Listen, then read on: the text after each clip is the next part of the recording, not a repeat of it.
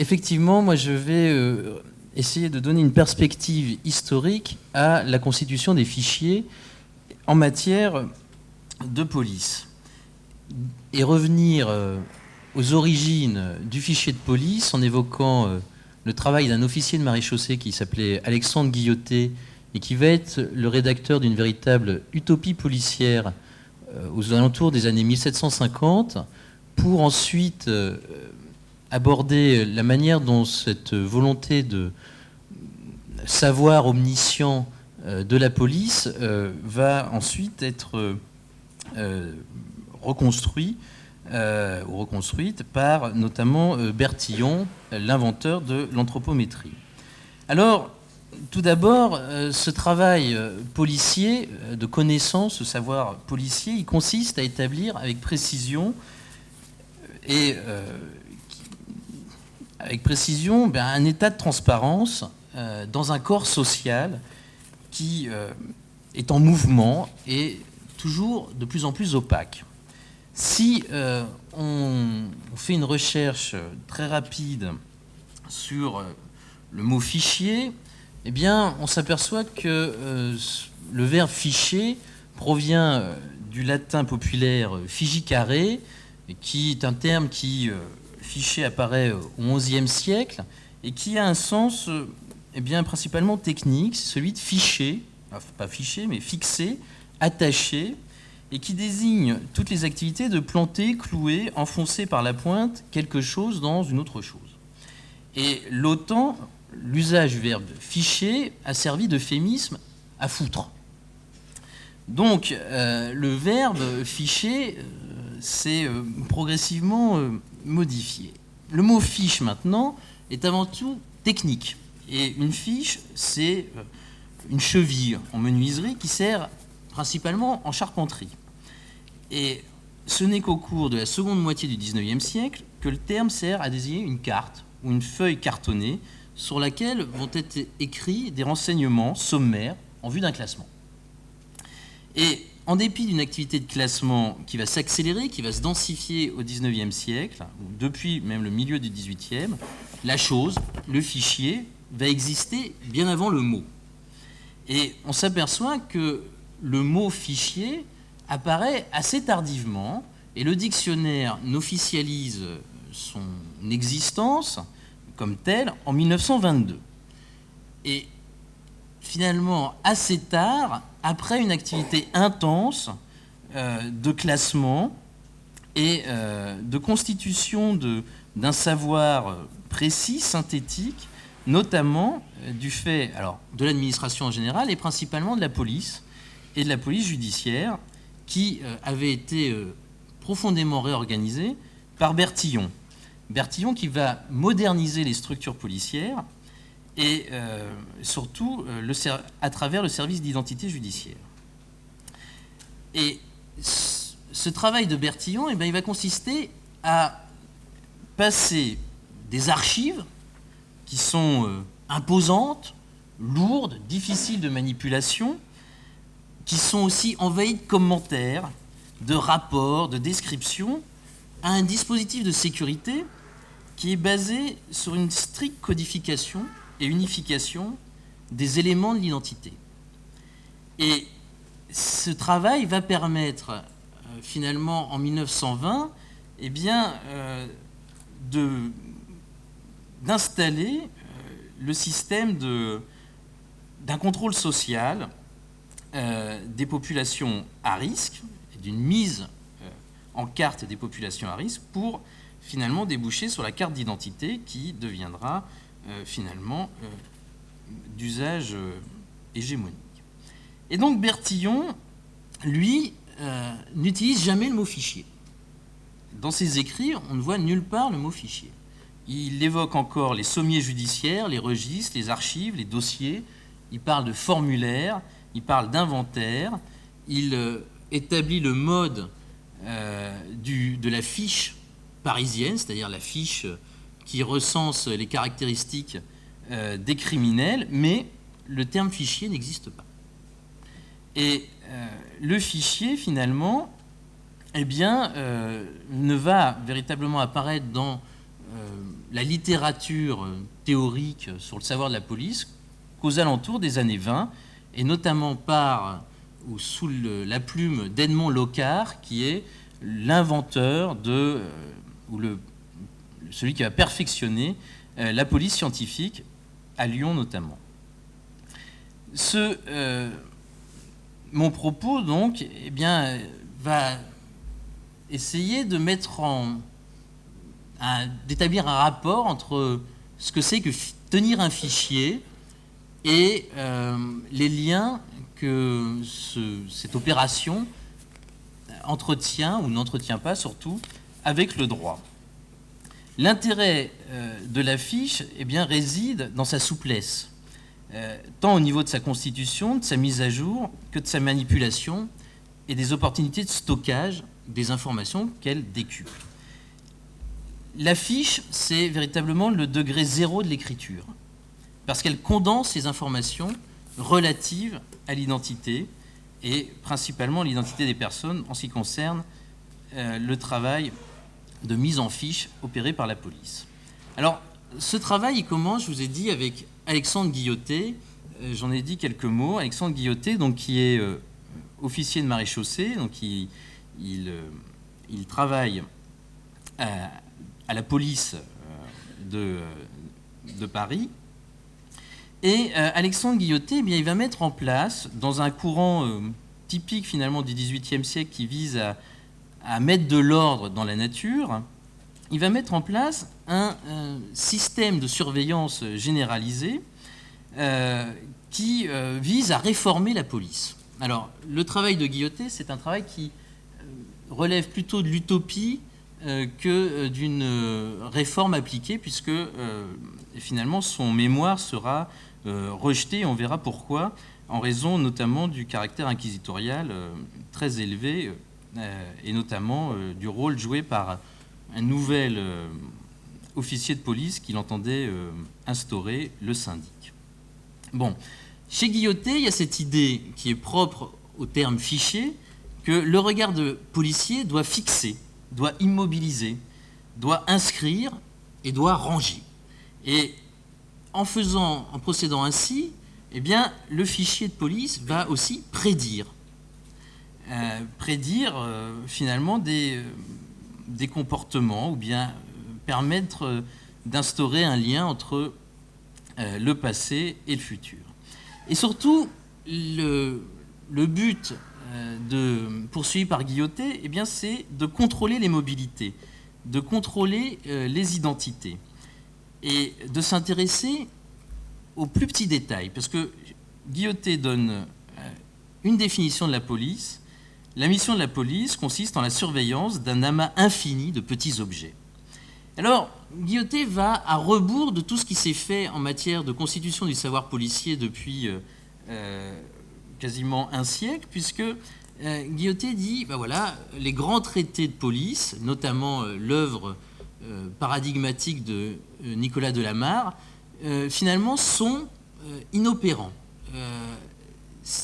Et pourquoi ils n'arrivent pas à mettre de l'ordre dans cette société, dans ce fouillis de la ville populaire? Parce que ces œuvres, et notamment celles de Delamarre, se sont contentées de faire la compilation des édits, des règlements, des arrêts, des ordonnances, qui finalement ont toutes échoué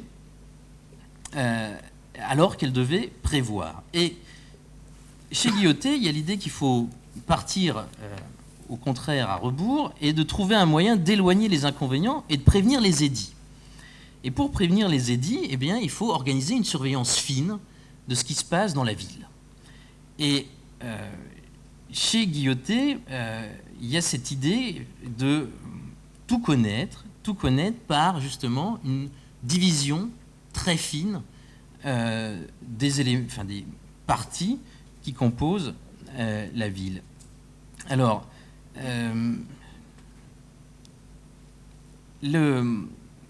j'ai essayé de synthétiser l'essence de son travail.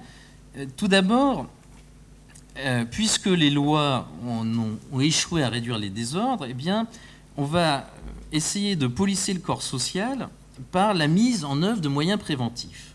De moyens préventifs qui entendent discipliner les individus. Et pour Guillotet, eh bien, les technologies, le savoir empirique sont les seuls éléments qui peuvent pacifier la société. Et il faut davantage agir par la prévention que par la sanction, par la souplesse d'une surveillance douce, qui est toujours révisable, plutôt que par la voie impérative et intangible du commandement et de la règle de droit. Alors, la ville doit être divisée en 24 quartiers égaux, désignés par une lettre de l'alphabet, diviser ces 24 quartiers en 20 maisons, que Guillotet appelle des syndicats, et ces syndicats sont eux-mêmes surveillés par un nouvel agent de police, les syndics. Et ces syndics, eh bien, ils ont pour mission de tenir à jour des fichiers, bien que le terme n'existe pas encore, sur la situation précise de chaque maison, en précisant le nom, l'âge, le pays des propriétaires, la qualité, le domicile de chaque occupant, l'année du revenu et des charges de la maison, le revenu de la maison, le dixième du revenu, les boues, les lanternes, le nombre de soldats occupant le syndicat. Et donc on a bien cette idée qu'il faut aller dans le détail pour véritablement comprendre ce qui s'y passe. Et surtout, l'innovation majeure, c'est que Guillotet invente le certificat d'identification. Et le certificat d'identification, c'est vraiment la préfiguration de toutes les fiches d'identité qui vont servir ensuite à constituer ces fichiers. Et chez Guillotet, il y a ce souci de fixer la connaissance de l'identité et surtout d'établir exactement l'identité de ses habitants. Ce certificat, il est détenu à la fois par la personne et à la fois par les autorités de police. Et les données, eh bien, les données, ce sont celles qui précisent l'identité de l'individu. Le nom, le pays, la qualité, les dates et lieux où il a pris ses qualités, donc c'est-à-dire sa profession, son entrée dans la province, la généralité, la ville, le bourg, etc., son domicile, son village, son quartier, sa rue, son syndicat, sa maison, son escalier, son étage, sa porte, sa sortie du syndicat pour un autre syndicat de la ville, et donc à chaque fois, il transmet sa fiche, la date de sa sortie par jour, mois et année, son loyer par année, par mois et par jour, sa capitation, etc., etc. Mais je prends le soin de vraiment citer le texte. Dans son mémoire, il y a aussi les tableaux, et ces tableaux, ils sont extrêmement précis, jusqu'à même prendre en considération s'il a une voiture, une charrette, puisque Guillotet invente la plaque d'immatriculation. Et ces certificats d'habitants, eh bien, constituent une mine d'informations essentielles qui ont pour but de maîtriser la circulation. Guillotet, c'est vraiment un agent de la circulation, finalement. Et il immobilise le mouvement, et surtout, il immobilise le mouvement de ceux qui portent le danger, c'est-à-dire les irréguliers du travail. Et ce faisant, eh bien, le certificat d'identification doit discipliner le corps social, et pas uniquement en matière de répression de la criminalité, mais aussi comme moyen d'améliorer le fonctionnement de l'administration au niveau fiscal, au niveau de la connaissance exacte de l'état civil, de l'éducation des enfants, de la nature des publications, de la circulation et la vente des marchandises, de la connaissance précise des lieux de ceux qui relèvent de la charité. Et le but, bien sûr, c'est d'obtenir l'obéissance sans recourir au commandement, sans recourir à l'ordre, mais spontanément, sans jugement. Et ça, c'est vraiment le tour de force auquel veut aboutir Guillotet par son moyen de constitution de l'information. Et cette police de Guillotet, c'est une police d'observation. Et on verra que la police de Bertillon, ce n'est pas une police d'observation, c'est une police d'examen. Et ça veut dire autre chose. Ça veut dire que chez Bertillon, il y a un autre, comme disait Foucault, une autre gouvernementalité derrière ce fichier, c'est-à-dire une autre ambition. Chez Guillotet, il y a véritablement l'ambition de la discipline. Et alors, la question technique qui immédiatement se pose quand on constitue un fichier, c'est comment on va retrouver l'information. Qu'est-ce qu'on va faire de cette masse d'informations? Il y a 1 million de Parisiens en 1750. S'il faut 2 certificats, un pour l'individu, un pour la police, ça fait 2 millions de feuilles. Et 1 million, surtout, concentrés dans l'administration. Et donc Guillotet, qui est un homme des Lumières, qui est véritablement, alors il y a des pages très sévères contre l'Église, qui est un homme du progrès, de la raison. Guillotet, qui est aussi un peu ingénieur, invente une machine extraordinaire, un peu un l'ancêtre d'un ordinateur, le serre-papier. Et le serre-papier, c'est une machine qui va permettre de répartir ces fiches et qui va permettre assez finalement simplement de retrouver les informations. Et ce serre-papier, il le décrit comme une grande roue à aubes qui répartit différents casiers et chaque casier contenant 1 millier de fiches. Et Guillotet dit que voilà, il faudrait simplement 11 roues à aubes, 11 serre-papier pour contenir tous les documents. Et ces serre-papiers, ils sont manipulés avec une commande à pied, c'est-à-dire comme une machine à écrire d'antan. On appuie sur une pédale et on fait tourner le serre-papier, la roue à aubes, et on trouve les informations qui sont contenues dans les casiers. Et l'idée, bien sûr, c'est de rapprocher les individus de l'œil du pouvoir policier. Et donc, aussi, d'inaugurer une nouvelle économie de la visibilité qui n'use plus de l'espionnage, du mouchard, de toutes ces techniques qui sont plutôt de basse police et qui entachaient le fonctionnement de la police et qui faisaient que la police apparaissait comme arbitraire et puis trouble. Au contraire, là, eh bien, dans le silence d'un bureau, la police observe, suit, surveille, assigne les places sociales, connaît tout sur tout le monde et expose à la transparence une société mouvante, irrégulière. Et puis, elle s'emploie à polir à distance cette société sans recourir à des grandes manœuvres juridiques, sans multiplier les indicateurs, le personnel, sans non plus mobiliser de grandes compétences. Finalement, Guillotet dit, voilà, mon invention, elle ne coûte pas grand-chose. Une personne finalement dotée de bon sens, un officier doté de bon sens, pourrait faire ce travail de retrouver les informations dans le serre-papier. Et donc on voit que chez Guillotet, bien avant Bentham, il y a l'idée que la police doit voir sans être vue. Et ça, c'est véritablement l'élément central de la thèse de Guillotet. Alors, Guillotet, finalement, inquiète, parce qu'il est tellement... il a cette volonté de surveillance tellement, sans limite, et puis ce rôle dévolu au syndic, ça fait trop penser à l'Inquisition, et le mémoire qui, pourtant, a été transmis, il avait de grands espoirs pour son mémoire, il pensait que le nouveau lieutenant de police allait être sensible à ce mémoire, et finalement, le mémoire est écarté. Pour autant, à la fin du XVIIIe siècle, un lieutenant de police comme Lenoir va établir déjà un espèce de fichier central, alors non pas pour ficher toute la population, mais principalement les irréguliers, ceux poursuivis par la police ou ceux faisant l'objet de condamnation. Et cette volonté de connaître, cette constitution du savoir policier, elle ne va pas s'éteindre, mais elle va plutôt même s'accélérer, se densifier au XIXe siècle, parce que le XIXe siècle, c'est véritablement le siècle du crime et le siècle d'une connaissance scientifique du crime. Et la récidive va devenir une véritable obsession. Et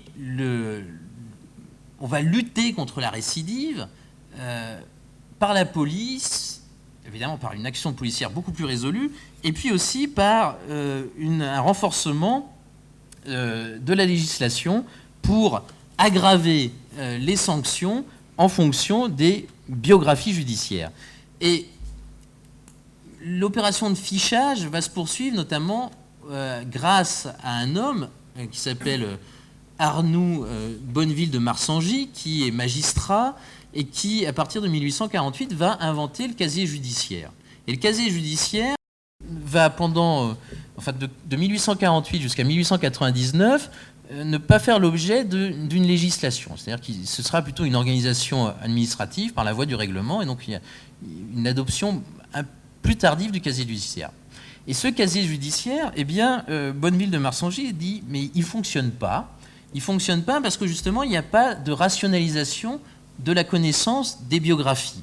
Et ces lourds archives, ces sommiers judiciaires ne permettent pas de retrouver les condamnations précédentes. Et au contraire, il dit il faut prendre exemple sur ce que pratique la préfecture de police. Et la préfecture de police a mis en œuvre ce qu'on appelle des tables mobiles, c'est-à-dire des moyens de classer des individus sous forme de fiches qui renvoient ensuite aux sommiers judiciaires qui contiennent cette fois-ci l'ensemble des condamnations passées. Et donc on voit encore une fois que c'est le modèle policier qui finalement fixe la norme en matière de connaissances judiciaires et qui finalement le savoir policier, c'est un savoir empirique qui vise à l'efficacité et qui permet finalement l'opérativité du droit et de la justice. Alors je passe parce que je pense que déjà... Est-ce que j'ai un peu de temps encore ? 1 minute. Ah, 1 minute, si peu. Ce travail il va se poursuivre et va vraiment devenir de plus en plus scientifique parce que Guilloté, comme Bonneville de Marsangy, ne récolte des informations sur l'identité que grâce à la coopération finalement des individus. Et finalement, on s'aperçoit qu'il y a une ruse des individus qui se manifeste assez tôt dans la manière de cacher ou de ne pas dire toutes les informations. Et donc, les fichiers sont mal complétés et finalement peu sûrs. Et c'est là qu'intervient Bertillon, où Bertillon va prendre, c'est-à-dire va dépasser la déclaration pour baser sa technique d'identification sur la mesure du corps humain. C'est ce qu'on appelle l'anthropométrie. Alors, je ne vais pas pouvoir développer sur l'anthropométrie, qui est déjà finalement assez connue. Donc Bertillon dit, ben voilà, à partir de la 20e année, le squelette humain ne grandit plus et il n'existe qu'un seul squelette. Il n'y a pas deux squelettes qui se ressemblent et si on mesure différentes parties du corps, eh bien, on arrive à retrouver des personnes.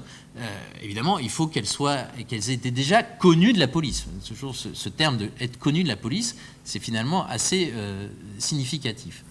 Et ensuite, en comparant les différentes données, on peut retrouver l'identité de la personne qui a été détenue. Et donc, le regard policier, eh bien, devient celui de l'expert technique. Et ce regard policier, eh bien, n'est plus celui, bien sûr, qui est déformé comme celui du témoin. Le regard policier, c'est celui qui permet l'exactitude, l'efficacité, l'infaillibilité, et qui permet de réprimer de manière efficace, justement, la récidive. Mais chez Bertillon, il a l'idée, ben voilà, mon fichier, il va permettre d'établir de manière infaillible la preuve. La preuve grâce aux indices, grâce à tout ce qui est caché, grâce à ce que même les criminels n'ont pas conscience de laisser comme trace de leur identité. Et puis surtout cette fiche signalétique, cette fiche parisienne qui commence à se compléter. Alors il y a la photographie, il y a la description, il y a ensuite les empreintes digitales, et ça forme la fiche parisienne. Et la fiche parisienne, ça va être le modèle de la fiche d'identification de toutes les polices du monde. Et Bertillon, d'ailleurs, sera considéré comme finalement l'égal de Pasteur, parce que Bertillon aura permis d'assécher le marais de la criminalité. Et ce savoir policier omniscient, ce savoir technique, et je vais prendre juste une petite minute pour finir, eh bien, va construire une forme de légende dorée de la police scientifique, encore une fois une police qui se débarrasse du secours des indicateurs, du passage à tabac, de toutes ces méthodes policières qui sont inavouables, et surtout qui annonce l'avènement de l'expert judiciaire, et qui va donc disqualifier le rôle du magistrat, du jury et aussi de l'intime conviction. Ces procédés d'identification ont pour résultat de dresser un portrait psychologique du prévenu qui forme un faisceau de présomptions trompeuses. Et cette mise en corrélation de la fiche anthropométrique de Bertillon, de cette fiche parisienne avec le casier judiciaire, a pour effet de donner aux antécédents judiciaires une force probante tout à fait illusoire. Et finalement, de donner l'impression qu'il y a comme une chaîne de fatalité sociale et héréditaire qui semble lier de manière irrémédiable le récidiviste à son destin. Et donc, et ce sera mes mots de conclusion, le fichier de police, finalement, est un défi posé au droit, parce qu'il mobilise des sous-systèmes normatifs qui ne relèvent pas du juridique, mais davantage de la discipline, de la correction, de la moralisation ou du discours médical. Et le fichier, il dit une chose, il dit surtout la chose sa méfiance par rapport à la capacité du système juridique à produire de l'ordre.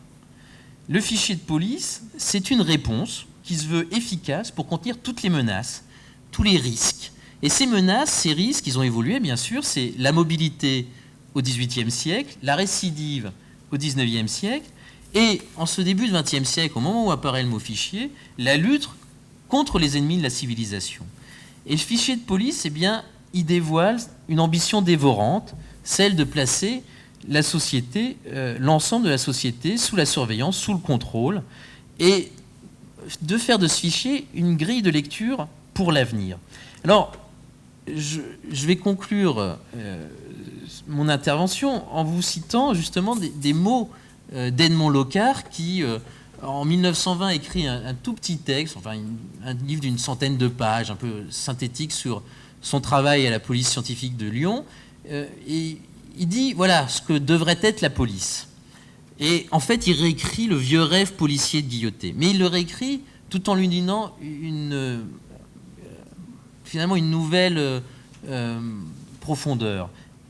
Et surtout, en teintant ce rêve policier d'un idéal qui finalement est l'idéal sécuritaire fondé sur le soupçon. Voilà ce qu'il dit, et ce seront mes derniers mots. Il ne faudrait, pour aujourd'hui en tout cas, il ne faudrait pas croire que les archives ne doivent renfermer que les dossiers des criminels condamnés ou poursuivis. Il y a grand intérêt à constituer des dossiers préventifs. Une police vraiment bien faite étant celle qui tend davantage à prévenir et à prévoir qu'à réprimer, ce que disait Guillotet depuis longtemps. Ces dossiers préventifs pourront même être classés par catégorie, quitte à les remplacer par des fiches de renvoi dans la collection générale. Ça, c'est la vieille manipulation suivant les tables mobiles. Parmi les classes d'individus à étudier, ainsi à l'avance, j'indiquerai les suivantes. D'abord, les jeunes voyous que l'on rencontre faisant l'école buissonnière et fréquentant les malfaiteurs, à qui il faut s'attendre à faire un jour ou l'autre pour des vols d'abord peu importants puis qualifiés. Ensuite, les avorteuses, les médecins avorteurs, ce sont des criminels sur lesquels plane longtemps le soupçon avant que des preuves formelles ne soient réunies. C'est pourquoi il est impérieux, si l'on veut obtenir répression de ce type de crime, et là je reprends ces paroles, systématiquement collectionner les renseignements, pour ou contre, noter au fur et à mesure les noms des clientes officielles ou cachées, recueillir les témoignages des voisins, saisir quelques correspondances. Idem pour les maîtres chanteurs, les invertis. Et enfin, je reprends ces propos, toujours parce que la preuve du délit est difficile et qu'il faut s'y prendre à l'avance pour en établir les éléments, on fera bien aussi de constituer des dossiers préventifs contre les souteneurs. Mais c'est en pratiquant des rafles de gamins à l'heure de l'école buissonnière ou pour vagabondage nocturne que la mise en fiche de la graine d'Apache serait d'un rendement très sûr, tant les gamins qui n'ont jusqu'alors pas encouru de pénalité mais dont l'occupation habituelle fait présager qu'ils verseront bientôt dans la pègre, et de sorte qu'un fichier pour l'identification des cambrioleurs a toujours pour base le fichier de l'école buissonnière. Et on le voit, la surveillance généralisée de nos sociétés, finalement, a déjà une longue histoire derrière elle. Et je vous remercie. Merci bien.